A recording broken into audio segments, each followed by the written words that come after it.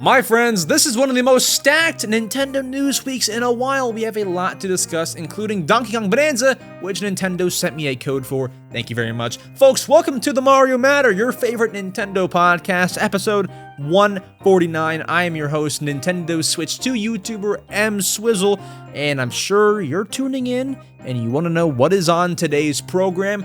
Allow me to give you a preview. First things first, we're going over Nintendo news. That includes things like Nintendo Direct rumors. It's happening, folks. We have the Zelda movie actors and actress revealed, and some more down low Nintendo stuff. That's good stuff. After that, we dive into my first impressions on Donkey Kong Bananza.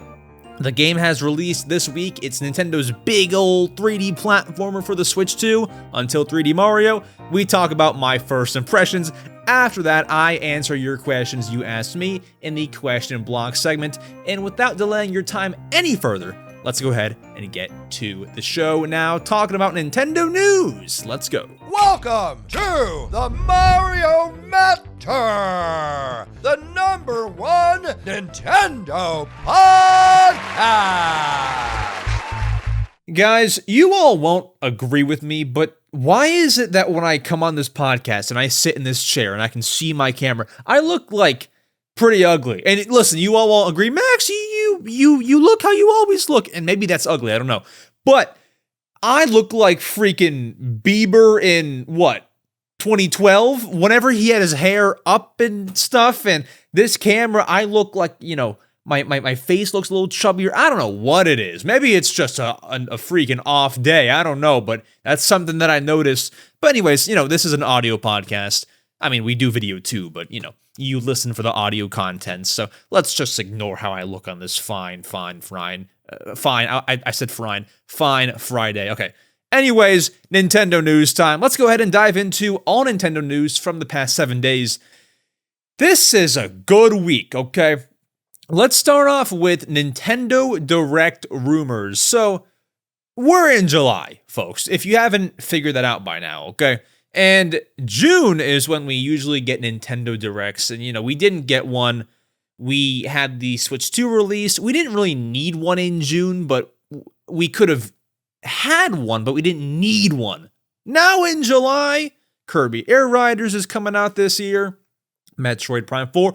We kind of need one because we need a lot of information on these upcoming games. We need, release dates and just more, better looks. We haven't seen gameplay footage of Kirby Air Riders, and so I would like some more details. And so July is a month where a Direct could go. Now, we began, I believe, the month, or maybe it was late June, with the Beat-em-Ups rumor. Beat-em-Ups went on the Nintendo podcast and said, Direct in July, we got Animal Crossing, we got a lot of good stuff. And then, this story, this Direct case was kind of sitting at a, out of 10, like a 3 out of 10, a 4 out of 10. It could be rising a little bit, like, in terms of, is a Direct happening, kind of like a 3 or 4 out of 10. As July keeps going, it's kind of rising a little bit. Now, what has happened is the same person who has leaked the Nintendo Switch 2 reveal date, like January 16th, Nate the Hate comes out the day before and says, listen guys, Switch 2 reveal tomorrow. He had no, evidence to go off of, but he knows things, man. And guess what? Sure enough, Switch 2 reveal happened the day after he said that it would. So he predicted that right. He has now come out and is saying that a Nintendo Direct will take place after the release of Donkey Kong Bananza, which the game, if you're hearing my voice, the game is out now. A Direct will take place after Bananza has released in July. He does not know the format of the Direct, meaning whether it's a Direct Mini, an Indie World, a main Direct. He doesn't know the format, but there is a Direct beyond the July 22nd Pokemon Presents in July. Okay, let's talk. So, that's all we know. And you all might think, oh, Max, it's a rumor, Nate the Hate, we can't believe these internet people. He's gonna be right. He's proven right. He's very, very good with the inside sources of the Nintendo happenings. He's good, okay? So, Direct in July. What are my predictions? Not for the Direct, but for what kind of direct, when will it be, all that kind of stuff. I think, so next week, the week of July 21st, that Monday, that week we have the Pokemon Presents on July 22nd, Tuesday, so that you could slot in a direct either Wednesday or Thursday. However, that's kind of weird to do a direct then, right? Because you just did a Pokemon Presents, and who knows what they're going to announce. Maybe they announce a brand new something, and then you do a direct that same week, or heck, one day later. That's kind of weird, isn't it? So, obviously, anyone can figure out that the Nintendo Direct that would likely happen this month is going to be the week of July 28th. So, my prediction is either July 29th or July 30th, you will have a Nintendo Direct. Do I have that right? Yeah, so the week of July 21st, then July... Okay, yeah, so I'm saying either July 29th or 30th, and I guarantee you it will be one of those days. But here's where we gotta worry, okay? Like, Nate the Hate comes out and says, Direct happening in July. Everyone gets excited. Guys, what if it's a Direct Mini? Like, what if it's a mini Direct or an Indie World? We're gonna be a lot less excited, won't we? Like, this is not what we want. What we want is a full-on main Direct where they announce freaking Metroid Prime 2 and 3, Prime 4's release date, the freaking return of F-Zero, Animal Crossing spinoff, new Mario Maker 3. Like, we want a main Direct. What if it's a mini? What if it is a mini where they announce the release date for Kirby Air Riders, Metroid Prime 4, but no new Nintendo games, and then like a bunch of third-party games drop like Switch 2 editions, and maybe like Call of Duty for the Switch 2 gets teased. Like, what if that's all we get? All I'm saying here is don't get your hopes too high, because we don't know what format of Direct this could be. It could be a mini where what I just, described happens. If you're asking me, my prediction, I am going to say that we get a full Direct, because there are a lot of things that you can announce right now. I mean, sure, every month of this year left has a game releasing. September could be Metroid, October Pokemon, November could be Kirby Air Riders, December could be what's the freaking I'm missing. There's one more game coming out this year that I'm forgetting. Is it Zelda Hyrule Warriors? Yeah, you can do a lot of different things here, or you can drop Splatoon Raiders in August as well. Like you have at least one game per month until the year ends. You could announce more things. I don't know. It's kind of up to them. But I think that we will get a full Nintendo Direct. That's my prediction. A full 40-minute one. Maybe show Tomodachi Life again. Who knows? I'll stop talking. But do definitely tune in to whatever the Direct is later this month. It should be good. It should be full of Switch 2 stuff. And I will be live streaming it. So do tune in. Unless it's an indie. If it's an indie world, I might not stream it. But if it's a mini or it's a full-on Direct, I will definitely be live. YouTube.com/@EmSwizzle. Very cool. Now, let's dive into this. We've been waiting to hear more news on the Legend of Zelda movie. We've had no news for a long time, apart from the fact that it was delayed. I believe it's going to be foggy in my mind, but I believe they set a release date of 2026 for the movie. And, we got it pushed back to May 7th, 2027. And beyond that, we've heard no news on the movie, apart from, this is Miyamoto on Twitter, So now we have some news to report on. The actors and actress for Link and Zelda have been revealed. Now, I will tell you, if you have not heard the news already, one, you're under a rock. Two, you won't be very flabbergasted, because they've decided to cast, essentially, no disrespect, I'm just saying how it is, they've essentially casted unknown actors. Like, the amount of people who have heard of these two actors before they were announced as Link and Zelda, probably slim to none. I mean, I shouldn't say none. I'm sure someone's heard of them. But, it's not Tom Holland as Link. You have, let's see if I can pronounce these names. They shouldn't be too hard. Bo Bragason as Zelda. Haven't heard of her, but kudos. And then you have, also, by the way, she looks like she fits the role. The picture that everyone's sharing around, she looks, oh no. My camera stopped recording. Why'd that happen? Okay. Sorry, my camera just stopped. Sorry, my camera just stopped recording.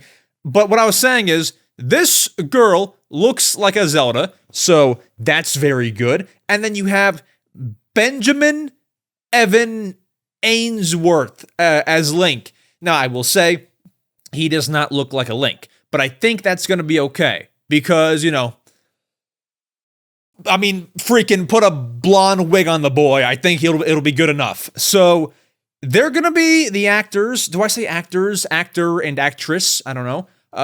On May 7th, 2027, when the Zelda movie does release. We don't know any details beyond that. But, I mean, this doesn't really change my hype level, to be honest. I mean, if Tom Holland was Link, I mean, I think that'd be kind of weird. Do I like the choice of casting unknown actors? Or essentially unknown? Like largely unknown? Yeah, probably. I mean, I don't know, man. Because it's always nice seeing an actor in a film that you know, right? But I think this one's got to be, given that we just had Mario, Chris Pratt, and all that Mario movie jam. I think this movie can be some unknown actors. So you know what? It's fine. Look forward. Zelda movie, May of 2 years. We are 21 months away from the movie. No, 22 months away from the movie. All right.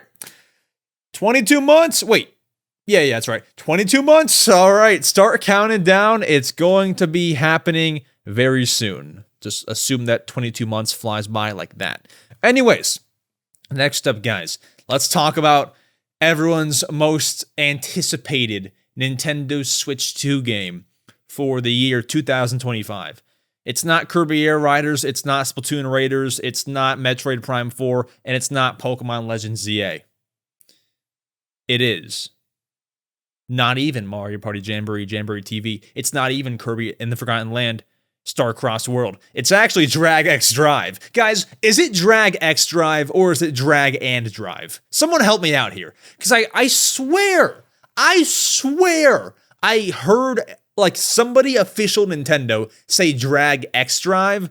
But now I like went back to all of the old like Nintendo Treehouse events, and they all say Drag and Drive. So now I don't know what to believe. Is it Drag and Drive? Is it Drag X Drive? I don't know. I'm going to keep saying Drag X Drive just for this podcast. But Nintendo came out, and Nintendo does what Nintendo do.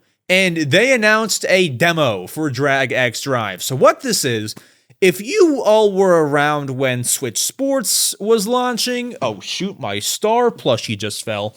When, Splatoon 3 was coming out, Nintendo does these like online demos where essentially you download a demo software for Drag X Drive, and if you are a Switch Online member, you can play Drag X Drive games online for 2 days. So there are 3 time slots where you can demo Drag X Drive. That's going to be Saturday, August 9th from 6 a.m. to 10 a.m. Eastern Time. Also, that same day, 8 p.m. to 11 p.m. Eastern Time. That's probably where actually, no, I can't that day. I guess I'll be up at 7 a.m. that day to play the Saturday morning demo slot. Okay, so that's probably where I'll slot in there. And then also Sunday, August 10th from 12 p.m. to 4 p.m. So those are the times you're able to demo Drag X Drive. And do I think this is a smart move? I'm like interviewing. I love solo podcasts because I can interview myself. Is it a smart move?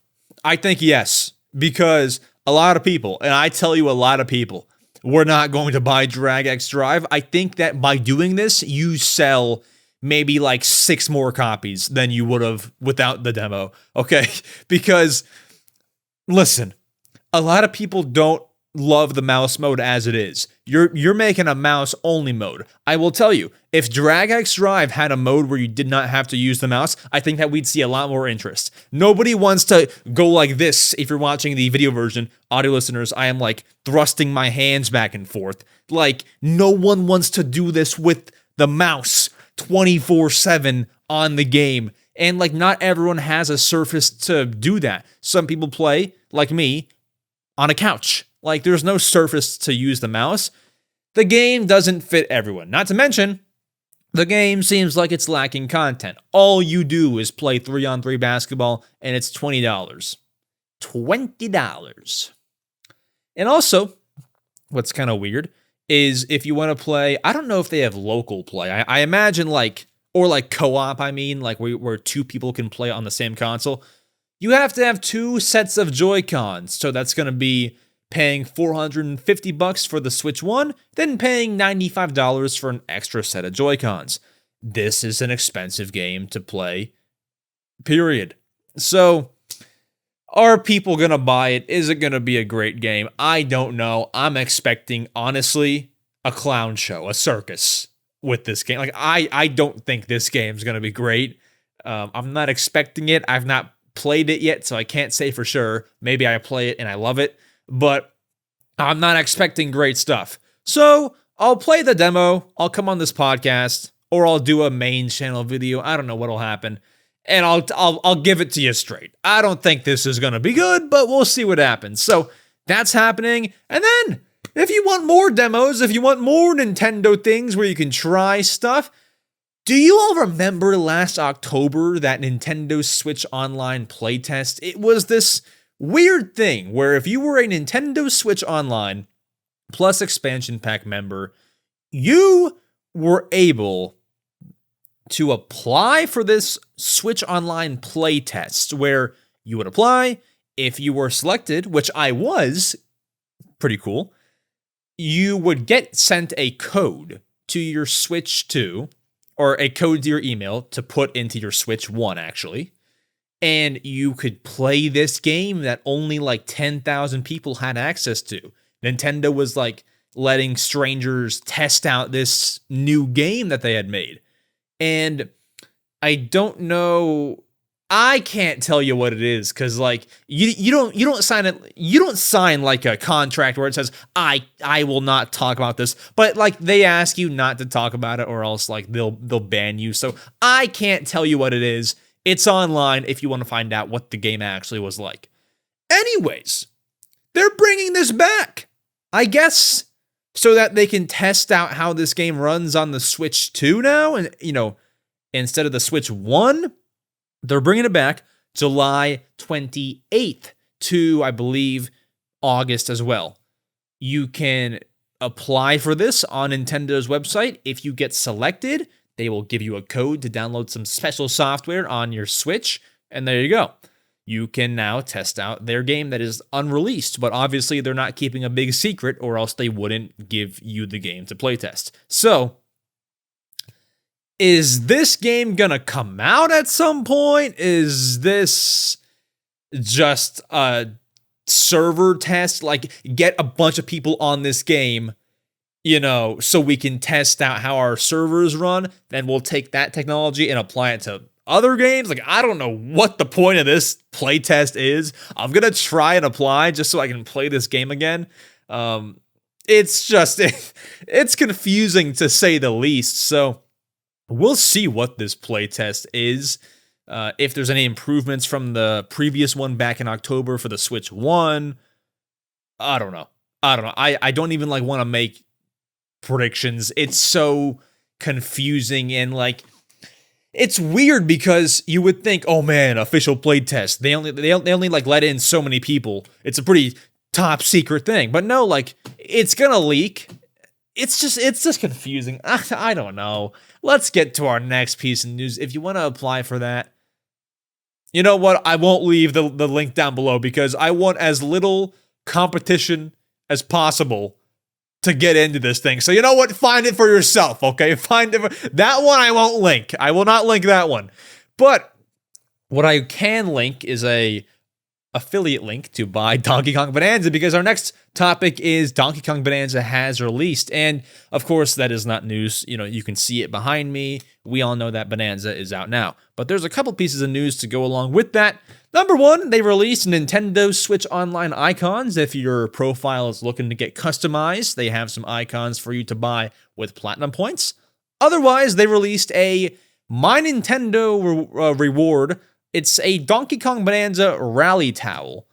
It's a towel that has Donkey Kong on it. It says Bananza on it.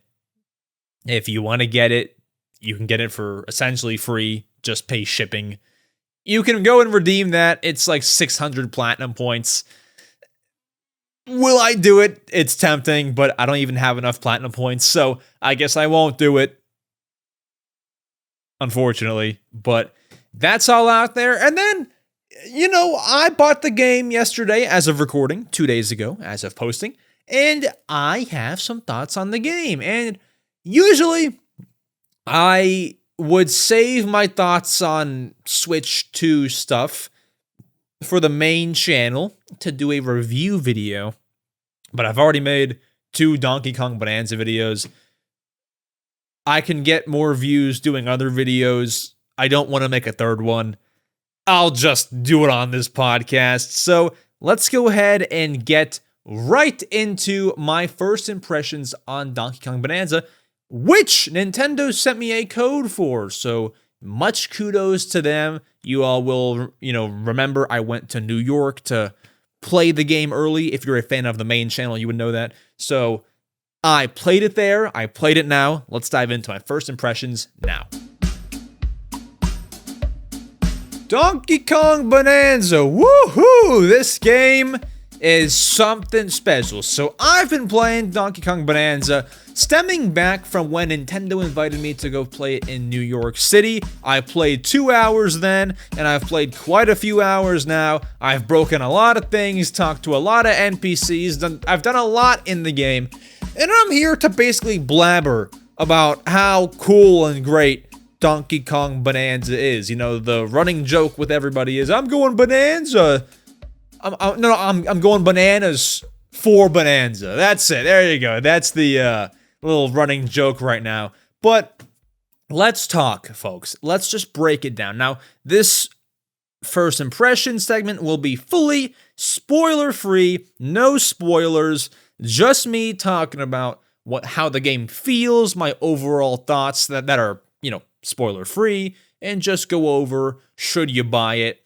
Is it worth $70 sort of thing? Let's just go over. Let's just talk. Put on, a little play a Switch game, grab some popcorn, and let's just talk. Okay, so Donkey Kong Bananza, Nintendo sent me a code. Very, very nice. The morning of release, though, I did want the physical edition. So I did pick that up along with the amiibo from Target that morning. Very cool. And so I come home, pop it in the Switch 2. I open it up, and I will say, when I played the game in New York, as opposed to when I played it at home, there's quite a few differences. So if you think that you already know my thoughts on Bananza, stick around. There are a few differences here and some things I want to talk about. So boot up the game, being as spoiler-free as possible. The game is good. I don't know how else to just dive into things. The game is good. The mechanics where you can just break everything, it's fun. I talked to a buddy. I did the exact same thing. We were like, yeah, we just kind of destroyed stuff for the first, few minutes. It's just fun to break things once you jump into the game.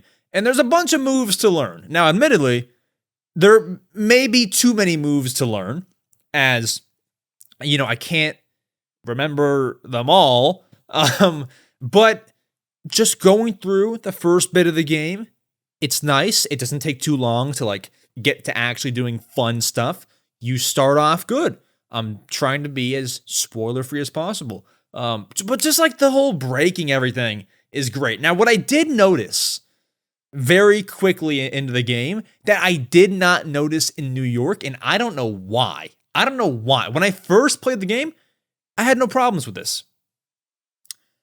I definitely see a lot more frame drops than I did when I played previously. Now, that's not me saying there was something wrong or different with the New York game that I played. I'm sure it was the same exact Donkey Kong Bananza.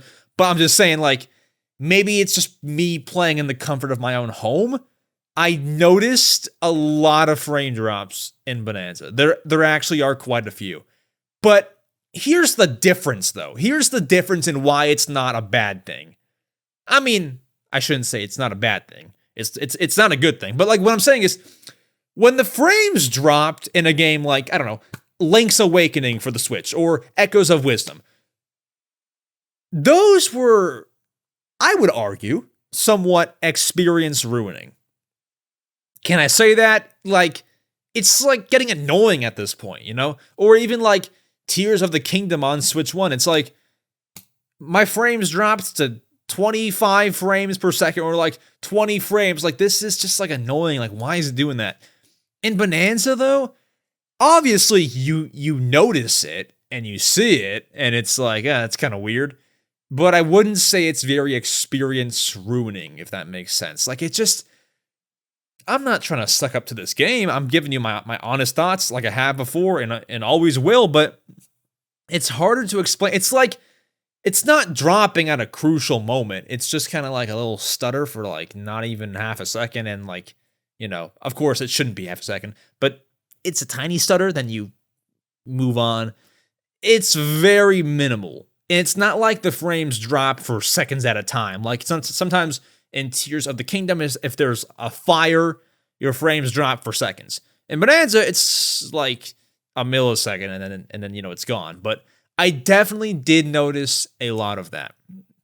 Also, what I've noticed is when I was playing the game in New York, I'm not gonna lie, I was pretty bad at it. But now, like, going through the whole game and like learning the controls and having times to, you know, get my reps in and how to do everything, the game controls well, it feels good, and it's one of those games, I'm not trying to like, you know, make this review sound bubblegum, but it's like you almost feel cool playing the game. I like that aspect of it. And man, I have this desire to 100% the game, and I don't think I'm going to be able to do it. Why? Because there's so much stuff to find. You got fossils everywhere. You got too much gold to collect. You need gold for a lot of things. I mean, it's going to be tough, but someone's going to do it. So I'm progressing through the game. I'm going through the game. And essentially, in the game, you are at the, you know, near the surface, and you keep kind of going down into what are called like layers in the game. You like keep progressing into like different areas, different layers of the game. I've sunk a few hours into it, and so far, every layer has been quite fun. Using the Bananzas have been quite fun. Kong Bananza is probably my favorite one. Admittedly, I've not used all of them yet, but I like just from like seeing gameplay, seeing what they're all like, because I have seen gameplay, unfortunately. I have gotten spoiled on this game. Seeing everything, I think I honestly like the Kong one the best, but just the way that you get Pauline as well, and the voice acting on Pauline is great, should I mention. Now, I don't know how much more I can tell you without spoiling the game, because it's going to happen at some point. So, the other thing I want to talk about is the brand new stuff that nobody has seen before the game has released. So, let's talk Donkey Kong Amiibo. This thing is $30, and, you know, is that expensive for an Amiibo? I would vote yes. That's not great. I guess that's just what they cost now. But should you buy the Amiibo for the game? Listen, I'm gonna say no. Okay, $30 will get you Drag X Drive and a half. Okay, that's no small amount of money. And all it does is it unlocks a dress for Pauline. And sometimes when you scan it in the game, these Kong letters fall. Like from previous Donkey Kong games, these letters fall and you can break them open. So far, That's all I've discovered. Unless when you beat the game, you can scan them in to have confetti fall all over the earth. That's all I've seen. So $30. I mean, it's a cool collectible. You can scan them into more, other games as Donkey Kong. I don't think it's worth it. But the other thing is the DK Artist mode. Now that is pretty cool. Now, DK Artist is that mode that we saw shown off in the Donkey Kong Bananza Direct. And basically, you can carve and sculpt and design whatever you want. It really is just a side mode to Donkey Kong Bananza. So I tried out the DK Artist mode, which you access from the title screen. And listen, it's a cool mode, but, and maybe it's just me, I find it a little bit hard to use, okay? So I'll have some gameplay on screen. I tried making like a version of Donkey Kong. I knew that it wouldn't be perfect, but I find that unless I just couldn't figure it out, the paint, it's hard to put where you want it. It's hard to make things very exact. And from what I could tell, moving around and trying to change all the settings, I couldn't change the brush size. The only way to kind of do that is to zoom in and zoom out the actual, sculpture that you're painting. But it's just kind of clunky in that regard. And then, the undo button is great, but you can't undo multiple things, only one thing at a time. And I'm somebody who needs to undo multiple things.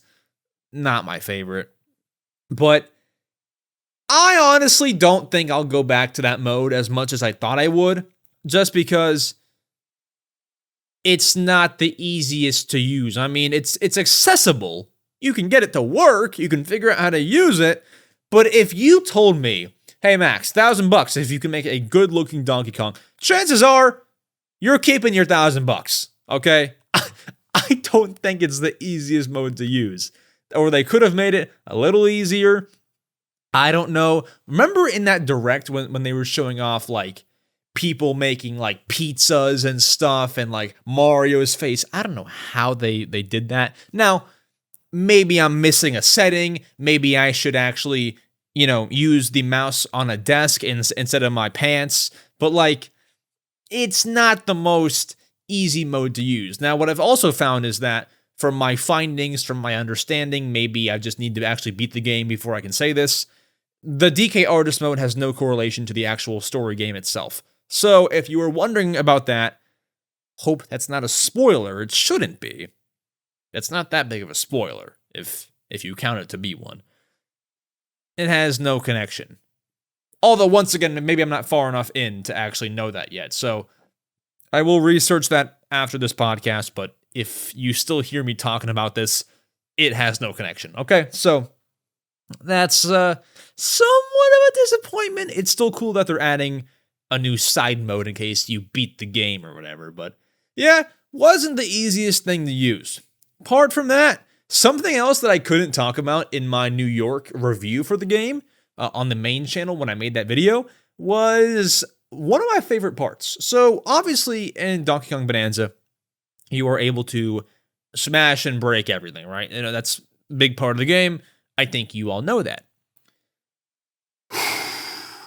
You can look.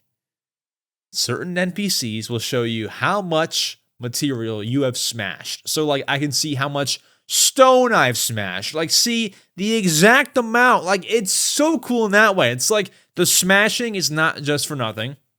And while you're smashing, there's freaking treasure chests buried, and there's fossils, and there's all the good stuff. You can take those fossils and go get outfits for Pauline and DK. It's good. It's very good.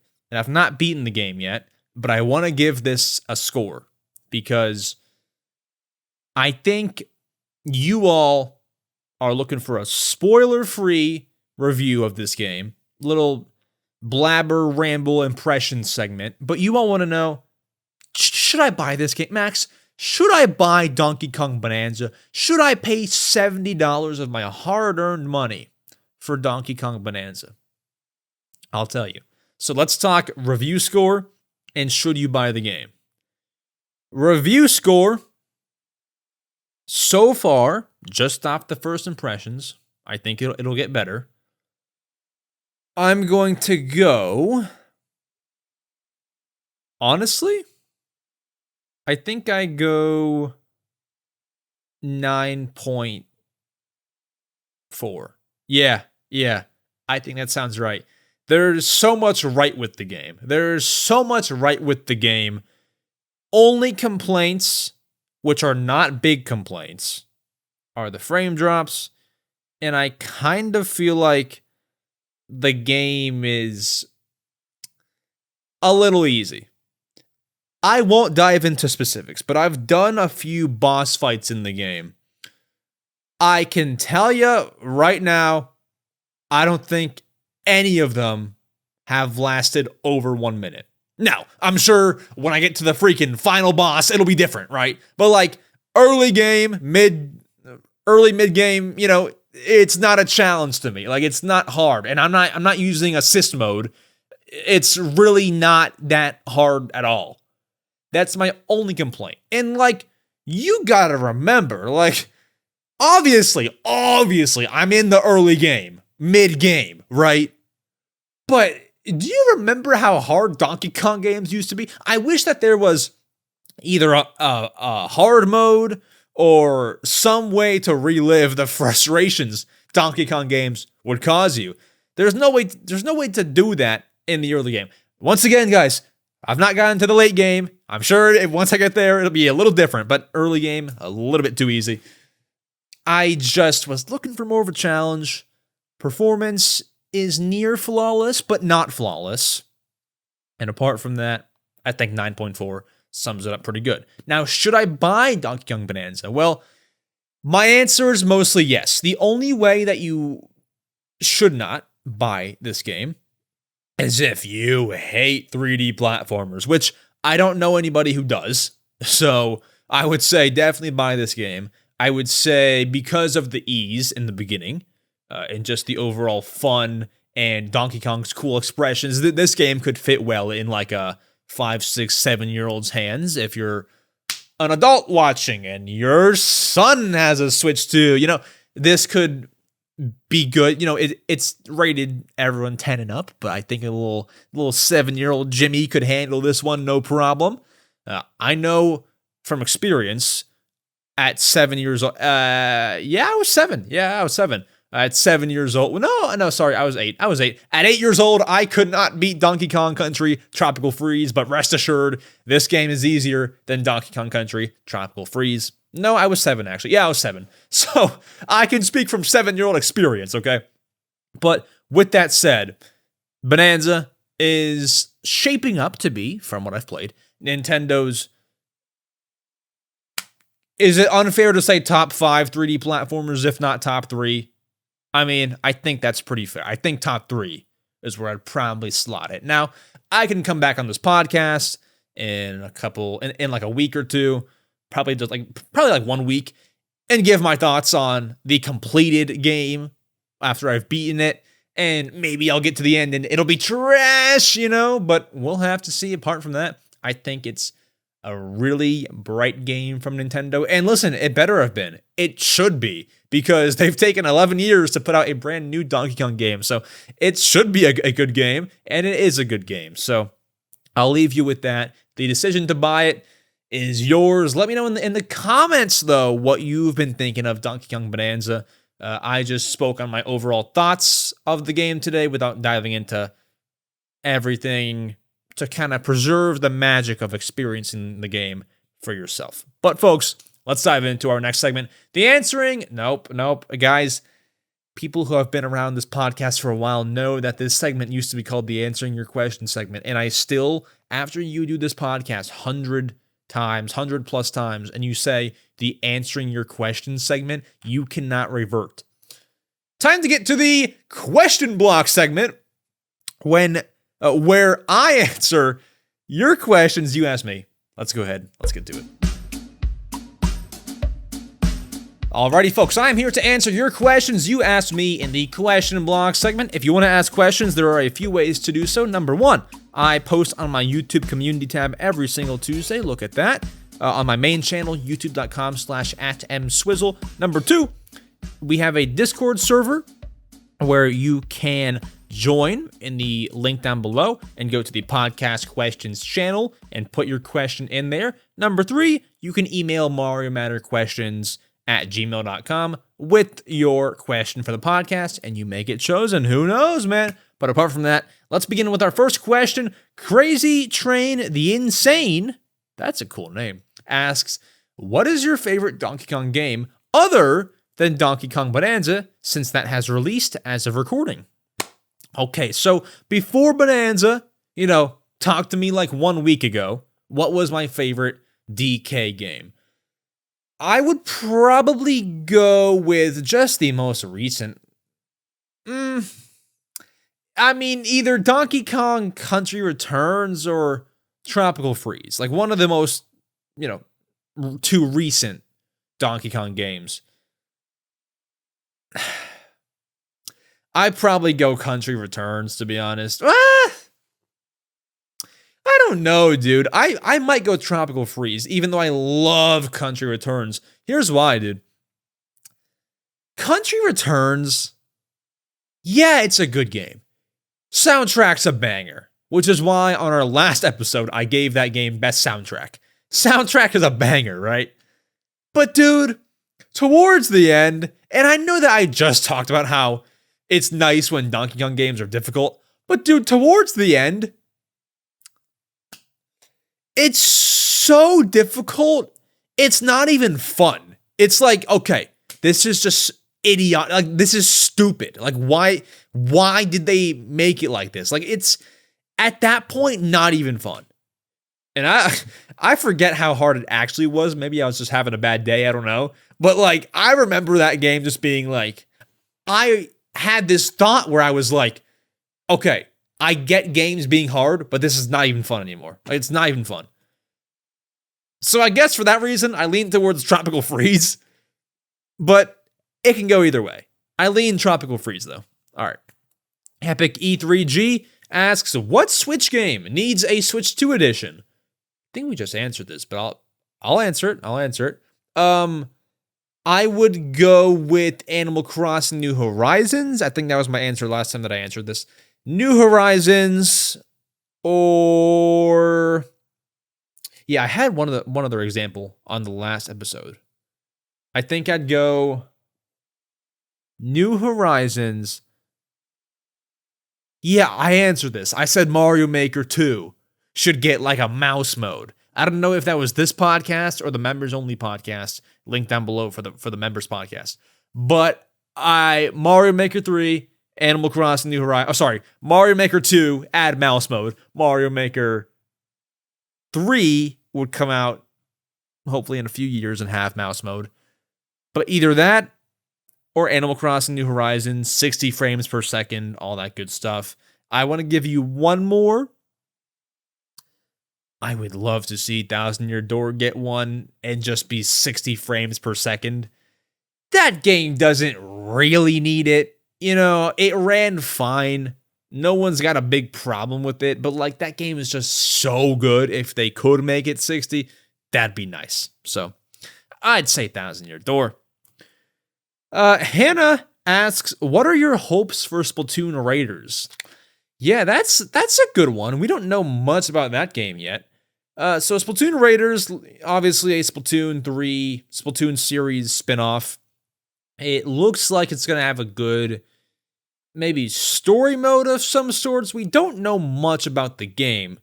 But honestly, what I'm hoping for, I've always been a fan of like the Splatoon story modes, Splatoon 1 story mode, Splatoon 2, Splatoon 3, even like side order. I've always been a fan of Splatoon 3 story mode type of game modes and, things of that nature. I wouldn't mind, and I don't think it'll be this, don't get me wrong, but like, say by some random chance, Splatoon Raiders was just a Splatoon story mode. I would love it. I would take it, because Splatoon story modes are good. But I think it'll be more than that. It'll be more off the beaten path than that. So I'm not saying that's going to happen. I'm just saying, like, if it was that, I wouldn't be mad. Hopes are just, it lasts 10 hours or so, keeps all the same characters, which it seems like it will, Big Man and Fry and what's the other one? Shiver are all in the game, it seems like, as we saw them. So, same cast. I hope that it lasts 10 hours or so. I hope that it performs the same as Splatoon 3, which it will. It's a Switch 2 game. So, I just hope for those things. Honestly, I trust the team making it, the Splatoon team. I trust them with the game's direction. I trust them to make a fun story or to make a fun spin-off. Whatever they want to do, I trust them. Now, I don't have this confirmed. I don't even know if it's true, so take this with a heavy grain of salt. I know that the Splatoon team and the Animal Crossing team share people. My other hope is that the people who made Animal Crossing Amiibo Festival are not making Splatoon Raiders, because we know how that went. And obviously, they're two widely different games. But just fire everybody who made Amiibo Festival, apart from the director lady. I forget her name. The, Kaigoku, is that it? Keep her. She's good. And keep the other guy, too. Hisashi Nogami, keep him, okay? But we can fire everyone else who made Amiibo Festival. I probably shouldn't say that, because someone who made Amiibo Festival probably made my favorite game of all time, Animal Crossing New Leaf. So I probably shouldn't say that. But just make sure that we don't repeat things here and make a terrible Splatoon spinoff, okay? That's all I ask. Finally, Manix IOP asks, which feature would you add or delete from Mario Kart World? I'd probably go, so let's add and delete one thing each. I would add, that's tough. I would add, honestly, more characters. And I know that we have a bunch. We have Dolphin, we got Cow, we got all these characters, but I think just open the gates, man. Bring in Link, Zelda, Tom Nook, Chibi Robo, Washbuckler, Mickey Mouse. I'm not saying Mickey Mouse should actually be in the game, but just Link, Zelda, Isabelle, Tom Nook, freaking Captain Falcon, Inkling Boy, Splatoon Squid, Cap'n from Animal Crossing, Ganondorf, just open the gates. I think I would do that. Pikachu is Pokemon, but close enough. Just open the gates, man. And then your argument would be, but Max, then it becomes Nintendo Kart, not Mario Kart. That's fine. I just spit everywhere. That's fine, okay? That's fine. I want it, okay? But then to remove a feature, I don't want to remove anything. This, we're gonna have less content here. Less content than the game already has. So I don't think I'd remove anything. If I had to, gun to my head, I'd probably go, so my options are what? Grand Prix, Knockout Tour, Battle Mode, and Free Roam. I'd probably go Battle Mode, because Battle Mode sucks in Mario Kart World. It's not bad, but they chose the two worst games, the two worst battle modes from Mario Kart 8 and put them in Mario Kart World. Balloon Battle and Coin Runners. Yeah, Battle Mode can go. But apart from that, folks, that is it for the Mario Matter, episode 149. I appreciate you all listening. If you made it to the end, comment down below the word sprinkle, and we'll confuse everyone who didn't make it to the end. You're like, well, why is everyone commenting the word sprinkle? I don't understand. So we'll confuse them all. But thank you for listening, folks. I'll be back next week for episode 150. That's a milestone. That's halfway to 200. And so I don't know what I'll be doing for episode 200. We have about a year to think about it, because that's 50 episodes, one per week. We have a year to think about it, but it will be nice. I don't know know if I'll go all out for episode 200 like I did for 100. Because, like, once you do it one time, like, what am I going to do? Like bring more balloons back? Blow 6 more, confetti popper? Like, what am I going to do to top that? I don't know. I'll make fun segments, but, like, am I going to pop party poppers again? I don't know. Like, I already did it, right? So I don't know. We'll see. But folks, thank you for listening. I appreciate it. I will see you all next Saturday for more. Adios!